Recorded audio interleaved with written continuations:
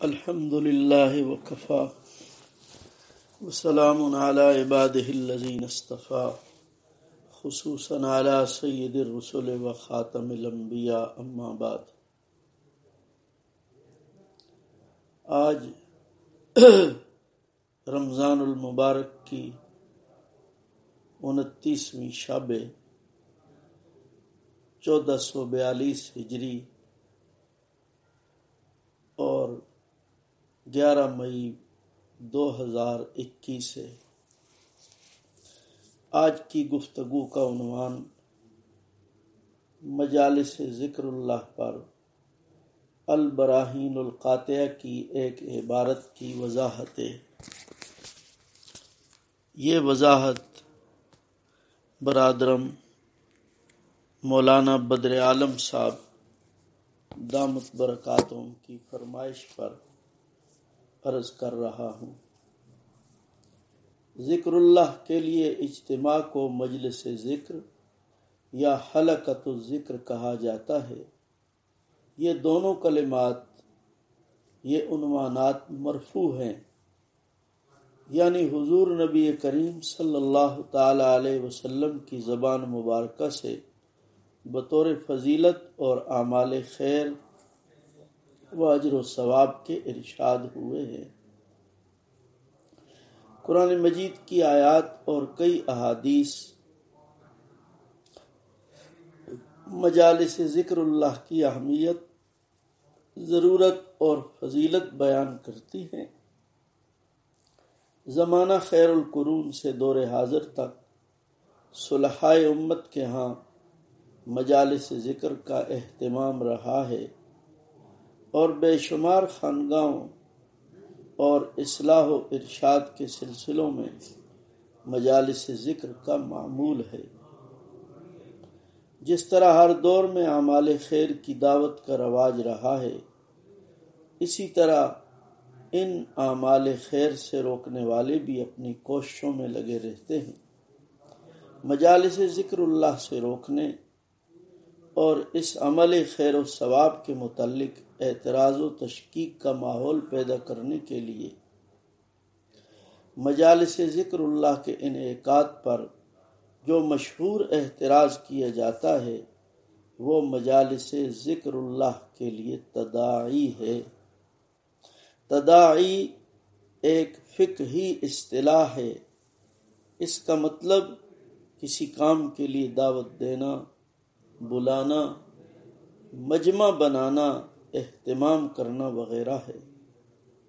مجالس ذکر کے سلسلے میں یہ دعویٰ کیا جاتا ہے کہ ائمہ احناف کے ہاں کسی بھی نفل کام کے لیے تداعی منع ہے اور تداعی سے نفل کام بدعت ہو کر واجب الترک ہو جائے گا، اور اگر نفل کام کہیں تداعی سے ہو رہا ہے اور کہیں تداعی کے بغیر تو بھی بدعت سے مشابہت اور بدعتی عنوان کی تائید کی وجہ سے بتداعی عمل سے بلا تداعی عمل بھی شرعاً جائز نہ رہے گا اور واجب الترک ہو جائے گا. اس طرح ہر نفل کام کے لیے تداعی بدعت ہونے کے اصول پر اب مجالس ذکر کی کوئی بھی صورت جائز نہ رہے گی.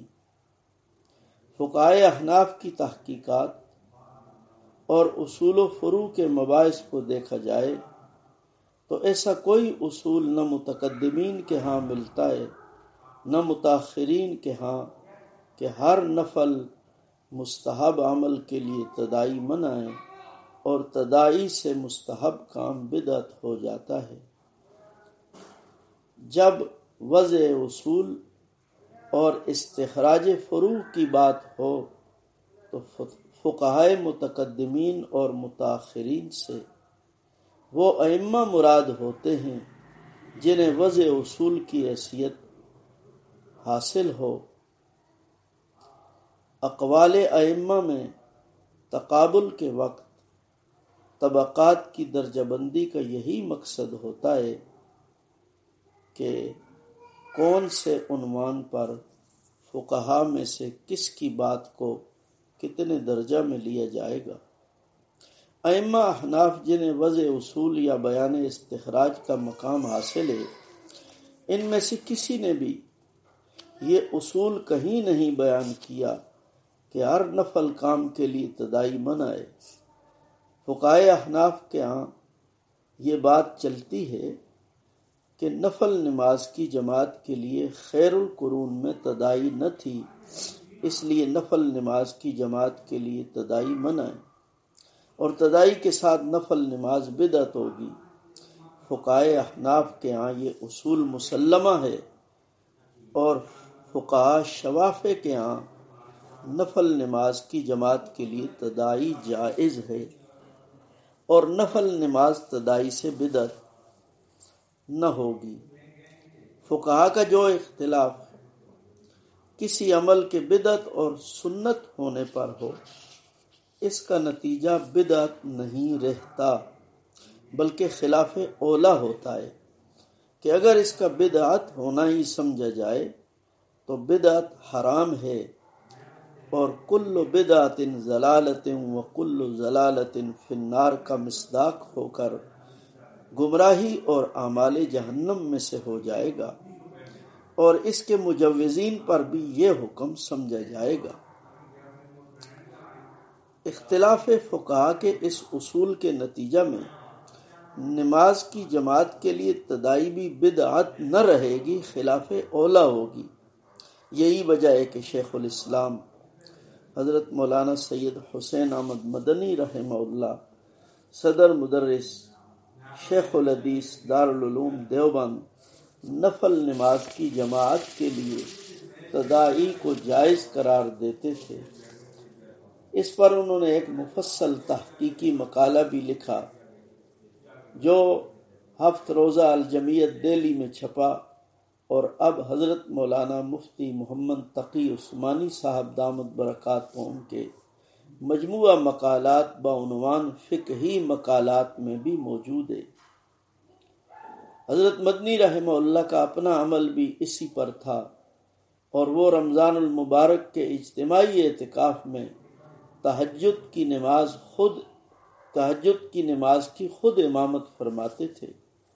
حضرت مدنی رحمہ اللہ کے بعد بھی ان کے خاندان اور سلسلہ میں یہ عمل اب بھی جاری ہے۔ نفل نماز کی جماعت کے لیے تدائی پر ائمہ احناف کے اس اصول کو بعض حضرات نے ہر نفل کام کے لیے سمجھ لیا، اور ہر نفل مستحب عمل کے زیر مجالس ذکر اللہ پر بھی یہ رائے پیش کی کہ مجالس ذکر اللہ کے لیے تدائی منع ہے۔ ہر نفل مستحب کام کے لیے تدائی کے منع ہونے کے اس وضعی یعنی گھڑنتو اصول کو اصل اصول کا درجہ دیتے ہوئے مجالس ذکر اللہ پر اس کا انطباق کر کے مجالس ذکر اللہ کو بدعت قرار دینے کے لیے ایک پوری جماعت متحرک ہو گئی۔ رد بدعت کے جذبات سے سرشار ہونے کے مدعی بن کر ان لوگوں نے مجالس ذکر اللہ جیسے کار خیر، جس کے اجر و ثواب کو خود حضور نبی کریم صلی اللہ علیہ وسلم نے بیان فرمایا، اس کا حکم دیا، اور امت کا تحمل آج تک اس پر ہے۔ اس سے روکنے کو ان لوگوں نے دین کی اہم خدمت قرار دیتے ہوئے مجالس ذکر اللہ کے خلاف پوری ایک تحریک برپا کر دی۔ اس وضعی اصول کو سب سے پہلے مولانا مفتی ڈاکٹر عبدالواحد صاحب رحمہ اللہ لاہور نے پیش کیا۔ ڈاکٹر صاحب کی تحقیق پر اعتماد کرتے ہوئے اس اصول کو حضرت مولانا قاضی مظہر حسین صاحب رحمہ اللہ چکوال سے منسوب کیا گیا۔ یہاں سے علامہ عبدالرحیم چاریاری صاحب نے اسے علم بنا کر مجلہ صفدر لاہور کا گھوڑا دوڑایا، اور 1995 سے اب تک 25 سال کا طویل عرصہ محض اپنے خود ساختہ اصول پر اپنی صلاحیتیں اس کار خیر کی تردید میں صرف کرتے ہوئے گزار دیا۔ حضرت مولانا قاضی مظہر حسین صاحب رحمہ اللہ کو اخکر نے قریب سے دیکھا ہے۔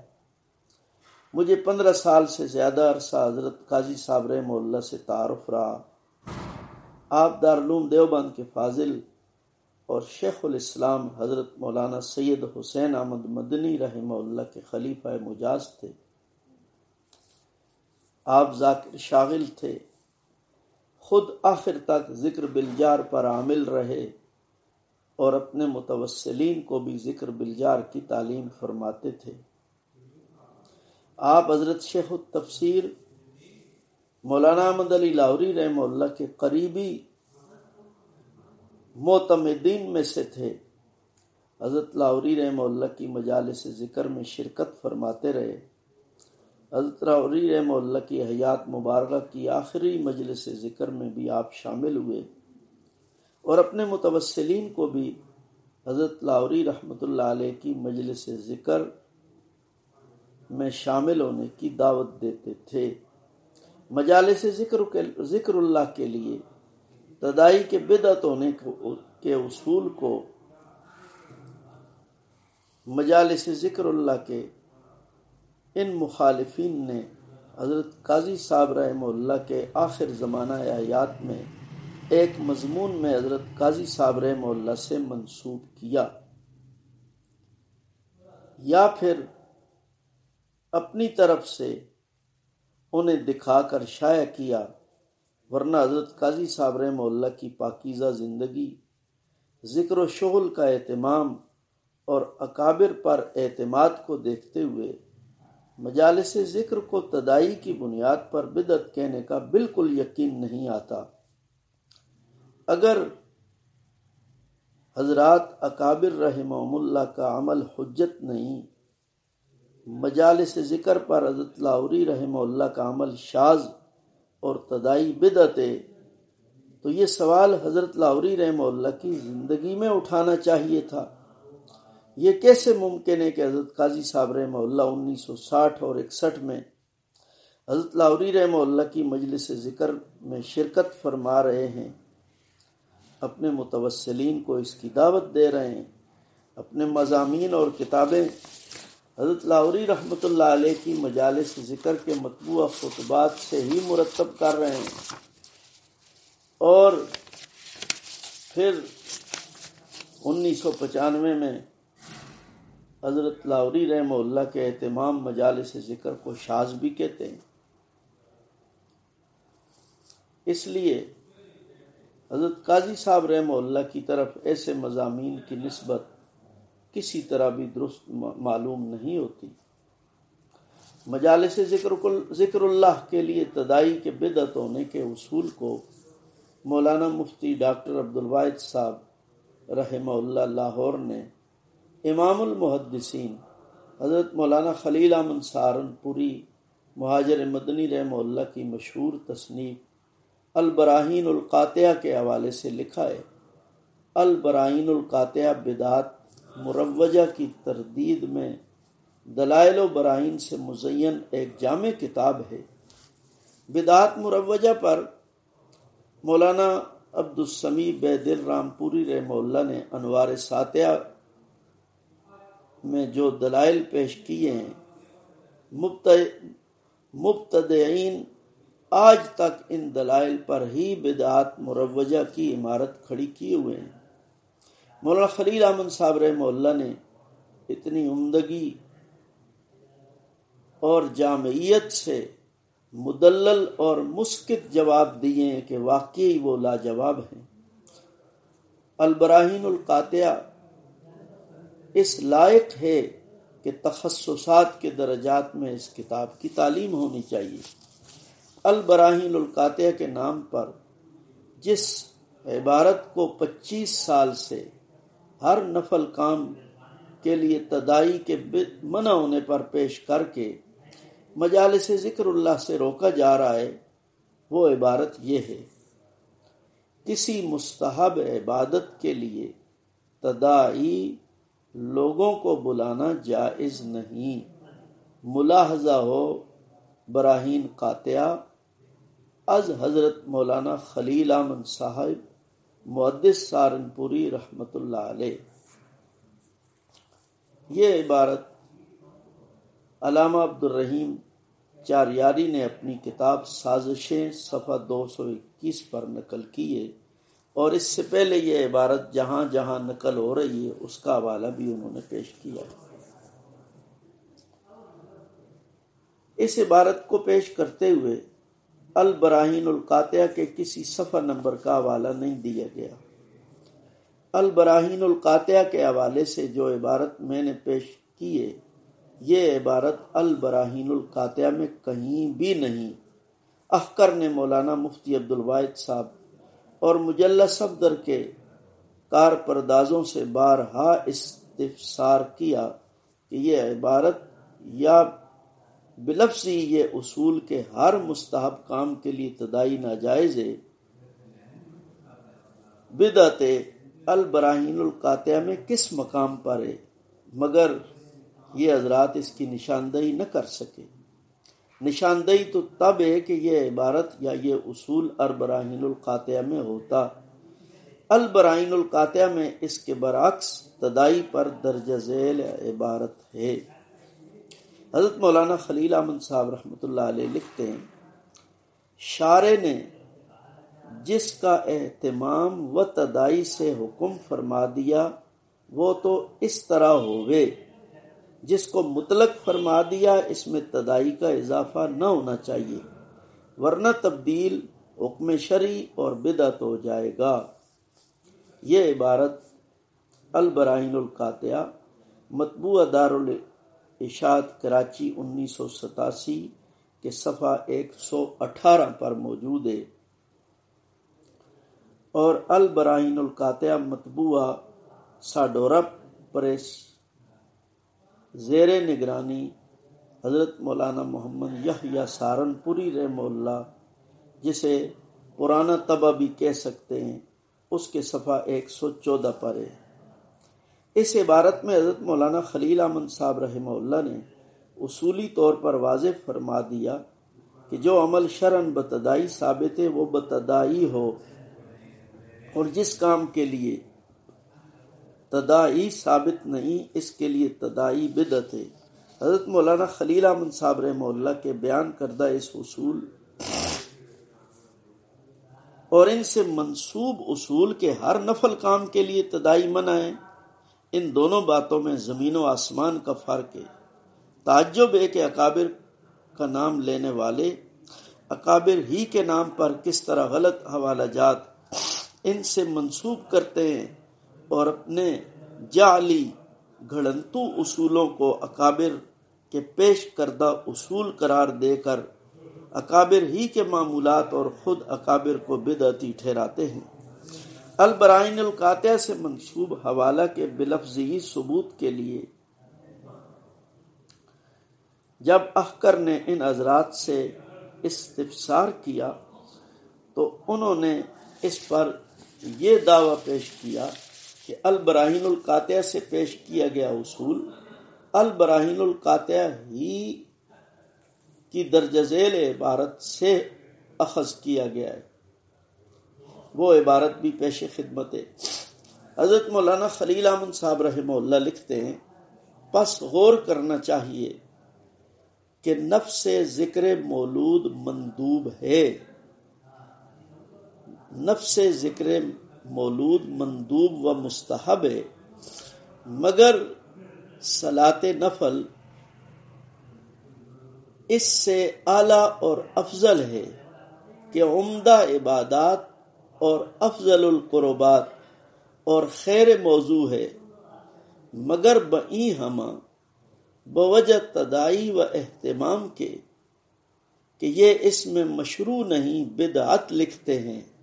یہاں ذکر مولود میں بھی گو مندوب ہے، مگر تدائی و اہتمام اس کا کہیں سلف سے ثابت نہیں بدعت ہوگا۔ یہ عبارت البراہین القاطعہ مطبوعہ دارالاشاعت کراچی 1987 کے صفحہ 153 پر موجود ہے، اور قدیم طبع مطبوعہ ساڈورا پریس میں صفحہ 149 پر موجود ہے۔ البراہین القاطعہ کی مندرجہ بالا عبارت میں حضرت مولانا خلیل احمد صاحب سہارنپوری رحمہ اللہ انعقاد مجالس میلاد النبی صلی اللہ علیہ وسلم اور نفل نماز کی جماعت دو الگ الگ مسئلے پیش کیے ہیں، اور دونوں کے لیے تدائی اور اہتمام کے بدعت ہونے پر دلیل عدم ثبوت کو پیش کیا ہے کہ انعقاد مجالس میلاد اور نفل نماز کی جماعت کے لیے تدائی ثابت نہیں، اس لیے ان اعمال کے لیے تدائی بدعت ہوگی، یعنی یہ اعمال خود بدعت نہیں، مستحب ہیں، مگر ان کے لیے تدائی اور اہتمام بدعت ہے۔ اس عبارت میں تدائی مجلس میلاد اور تدائی جماعت نفل نماز دونوں مسئلوں کو پیش کرنے کی وجہ بھی بیان فرمائی کہ دونوں کام اگرچہ نفل ہیں، مگر نماز کا نفل ہونا ذکر ولادت مبارکہ کے مستحب ہونے سے زیادہ افضل ہے، کہ یہاں ذکر ولادت سے نفل کی افضلیت نص سے ثابت ہے۔ جب اعلیٰ درجے کے نفل کے لیے تدائی عدم ثبوت کی وجہ سے جائز نہیں، تو اس سے کم درجہ افضل عمل کے لیے تدائی عدم ثبوت کے باوجود کس طرح جائز ہوگی؟ البراہین القاطعہ کی اس عبارت سے ہر نفل مستحب کام کے لیے تدائی کے بدعت ہونے کے اصول کو پیش کرنے والوں کو دو مغالطے لگے۔ ایک تو انہوں نے مجلس میلاد کی تدائی کے ناجائز ہونے کو نفل نماز کی جماعت کی تدائی کے ناجائز ہونے پر قیاس سمجھ لیا ہے، اور دوسرے اس قیاس کی علت نفل ہونا سمجھ کر ہر نفل کے لیے تدائی کے بدعت ہونے کا اصول بنا لیا ہے۔ البراہین القاطعہ کی عبارت سے اخذ کردہ دونوں مطلب غلط ہیں۔ پہلی غلطی مجلس میلاد کی تدائی کے ناجائز ہونے کو نفل نماز کی جماعت کی تدائی کے ناجائز ہونے پر قیاس سمجھنا ہے، جبکہ یہ قیاس نہیں بلکہ تاکید ہے۔ نفل نماز کی تدائی کا ناجائز ہونا مؤکد اسم فاعل ہے، اور مجلس میلاد کی تدائی کا ناجائز ہونا مؤکد اسم مفعول ہے۔ نفل نماز کی جماعت کے لیے تدائی کا منع ہونا مجلس میلاد کی تدائی کے منع پر اپنی افضلیت کی بنا پر تاکید ہے، نہ کہ قیاس۔ ان لوگوں نے تدائی مجلس میلاد کو مقیس اور تدائی جماعت نفل کو مقیس علیہ بنا لیا۔ مقیس کے حکم کا غیر منصوص ہونا ضروری ہے۔ مقیس کے حکم کا غیر منصوص ہونا ضروری ہے، اس لیے کہ جب کسی فعل کا شرعی حکم موجود ہے، منصوص ہے، تو قیاس سے اس کا حکم معلوم کرنے اور اسے مقیس بنانے کی ضرورت ہی نہیں۔ قیاس تو غیر منصوص کے لیے منصوص حکم کے لگانے کا ذریعہ ہوتا ہے۔ جب حکم شرعی موجود ہے، منصوص ہے، تو پھر قیاس کی کیا ضرورت ہے؟ حضرت مولانا خلیل احمد صاحب رحمہ اللہ مجلس میلاد کی تدائی پر اسی عبارت میں لکھتے ہیں، یہاں کچھ حصہ دوبارہ میں پیش کرتا ہوں۔ حضرت مولانا خلیل احمد صاحب رحمہ اللہ لکھتے ہیں، یہاں ذکر مولود میں بھی گو مندوب ہے، مگر تدائی و اہتمام اس کا کہیں سلف سے ثابت نہیں، بدعت ہوگا۔ اب اس عبارت میں تدائی مجلس میلاد کے بدعت ہونے کی علت تدائی کا عدم ثبوت ہے۔ جس طرح کسی عمل کا ثبوت اس کے جائز ہونے کا ثبوت ہوتا ہے، اسی طرح کسی عمل کا عدم ثبوت بھی اس کے عدم جواز کی دلیل ہے۔ میں دوبارہ یہ اصول پیش کرتا ہوں کہ جس طرح کسی عمل کا ثبوت اس کے جائز ہونے کا ثبوت ہوتا ہے، اسی طرح کسی عمل کا عدم ثبوت بھی اس کے عدم جواز کی دلیل ہے۔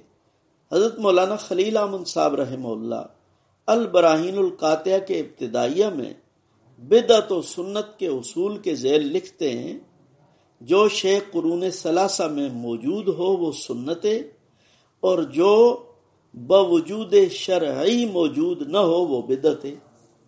صفحہ 32۔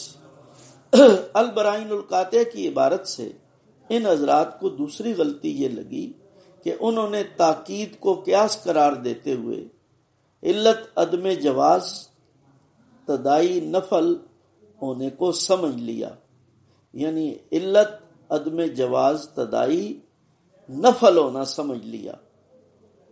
جب دونوں مسئلے قیاس ہی نہیں تو علت کہاں سے ہے، اور جب علت ہی نہیں تو اس کی بنیاد پر اصول کیسے بن گیا؟ خشت اول چون حد معمار کج تا سریا میں روت دیوار کج۔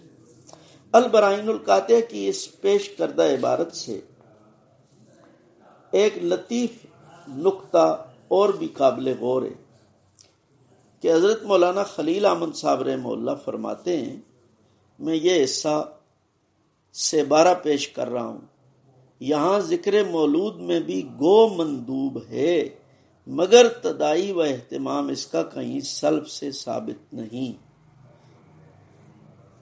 عبارت کے اس حصہ میں 4 نکات معلوم ہوتے ہیں۔ نمبر 1، مجلس میلاد کی تدائی کے منع ہونے کی وجہ نفل ہونا نہیں، تدائی کا عدم ثبوت ہے۔ نمبر 2، کسی عمل کا نفل مستحب ہونا اس کے لیے تدائی کے منع ہونے کی دلیل نہیں۔ تیسرا نکتہ، کسی مستحب عمل کے لیے تدائی ثابت ہے تو وہ عمل بتدائی جائز ہوگا۔ چوتھا نکتہ، یہ اصول غلط ہے اور ائمہ احناف اور اکابر علماء دیوبند رحمہم اللہ پر محض افتراء ہے کہ ہر نفل مستحب کام کے لیے تدائی منع ہے۔ اگر تدائی کے منع ہونے کی وجہ سے کسی عمل کا محض نفل مستحب ہونا ہوتا تو حضرت مولانا خلیل احمد صاحب رحمہ اللہ یہ نہ لکھتے کہ یہاں ذکر مولود میں بھی گو مندوب ہے، وہ اتنا ہی فرما دیتے کہ یہ عمل مندوب ہے، نفل ہے، مستحب ہے، اس لیے اس کے لیے تدائی جائز نہیں۔ ہر نفل مستحب کام کے لیے تدائی کا یہ وضعی جعلی اصول پیش کر کے اسے ائمہ احناف اور اکابر علماء دیوبند رحمہم اللہ سے منسوب کرتے ہوئے یہ حضرات کس دیدہ دلیری سے قرآن و سنت اور تعامل امت سے ثابت عمل مجالس ذکر اللہ کو بدعت کہتے ہیں، اور اس کار خیر سے روکنے کو ایک مذہبی تحریک بنا کر اپنی صلاحیتیں اس میں لگا رہے ہیں۔ خسرت دنیا والآخرہ وذالک هو الخسران المبین۔ آج کی گفتگو کا عنوان ذکر اللہ کے لیے تدائی نہیں، محض البراہین القاطعہ کی عبارت کی توضیح مقصود تھی۔ کسی عبارت کو سمجھنے کے لیے تقطیع، تنقیح، تعیین یعنی عنوان بنانا اور تطبیق 4 امور سے اسے گزارنا چاہیے۔ اگر البراہین القاطعہ کی عبارت کو بھی اسی ترتیب سے دیکھا جائے تو مطلب مبرہن ہو جائے گا۔ البراہین القاطعہ کی تصریحات سے معلوم ہوتا ہے کہ کسی عمل کے لیے تدائی کے جائز اور ناجائز ہونے کا معیار اس کا نفل مستحب مندوب ہونا نہیں، اس کے لیے تدائی کا ثبوت اور عدم ثبوت ہے۔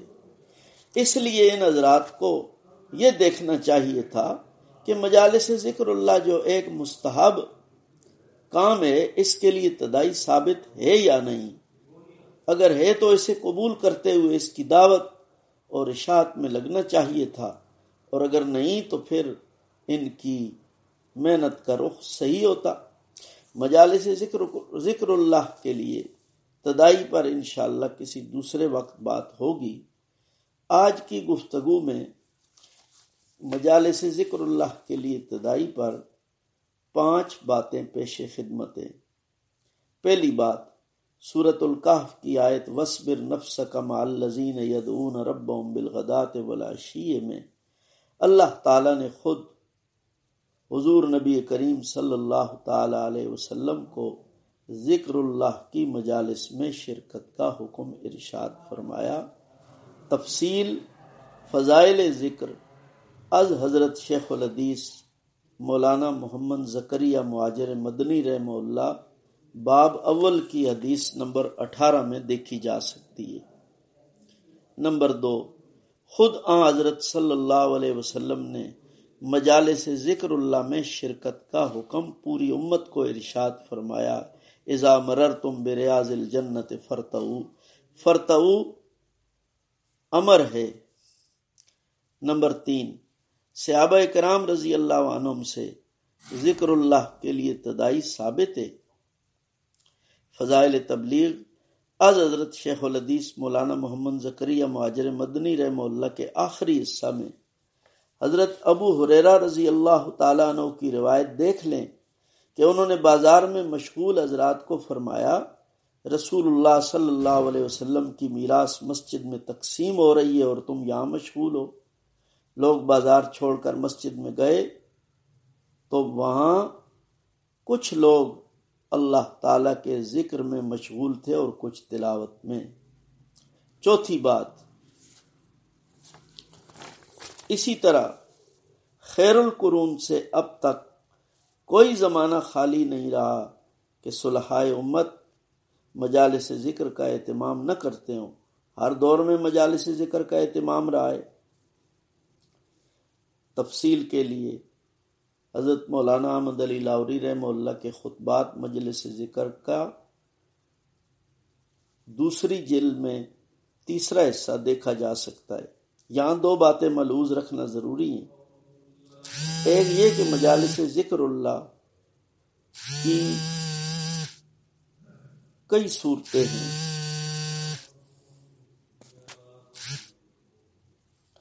ایک یہ کہ مجالس ذکر اللہ کی کئی صورتیں ہیں، مثلا جہری، خفی، سری، جماعتی، غیر جماعتی، مراقبہ، تسبیحات وغیرہ۔ اکابر کے ہاں ایک صورت کا ہونا اور دوسری صورت کا معمول نہ ہونا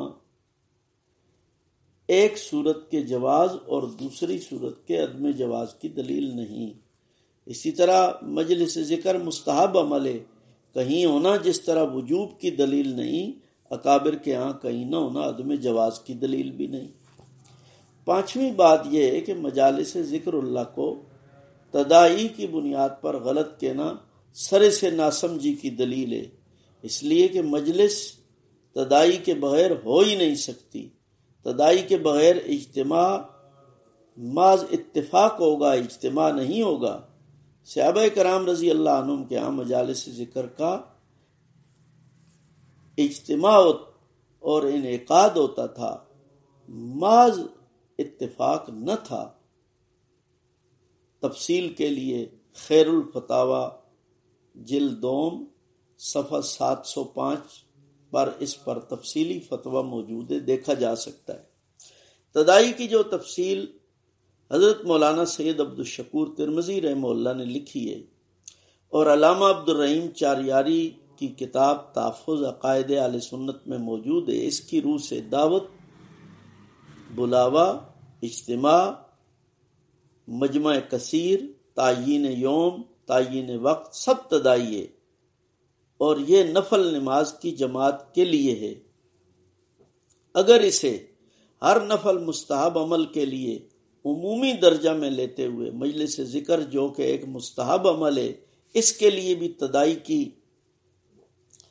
ان تمام صورتوں کو ناجائز اور بدعت قرار دیں تو خیر القرون سے اب تک کی کوئی مجلس اس فتویٰ سے نہ بچ سکے گی اور بدعت کہنے کا یہ فرضی جنون دور حاضر کے مشائخ کے لیے نہ ہوگا، سب کو اپنی لپیٹ میں لے گا اور بے ادبی اور گستاخی کی اس دوڑ کی منزل انکار حدیث ہی نہیں، انکار قرآن اور انکار اسلام پر منتج ہوگی۔ آج کی گفتگو کا یہ دورانیہ اگرچہ طویل ہو گیا ہے، مگر اس کا مقصد محض قرآن و حدیث کے مطالب، امت کے تسلسل اور اکابر کے تعامل کا دفاع ہے۔ رب تعالی قبول فرماتے ہوئے مجھ گناہ گار اور پوری امت کو اپنی یاد کی توفیق عطا فرمائے، آمین۔ وآخر دعوانا ان الحمد للہ رب العالمین، والصلاة والسلام علی سید الانبیاء والمرسلین، مولانا و حبیبنا محمد وعلی آلہ واصحابہ اجمعین۔ نثار احمد الحسینی، حضرو ضلع اٹک۔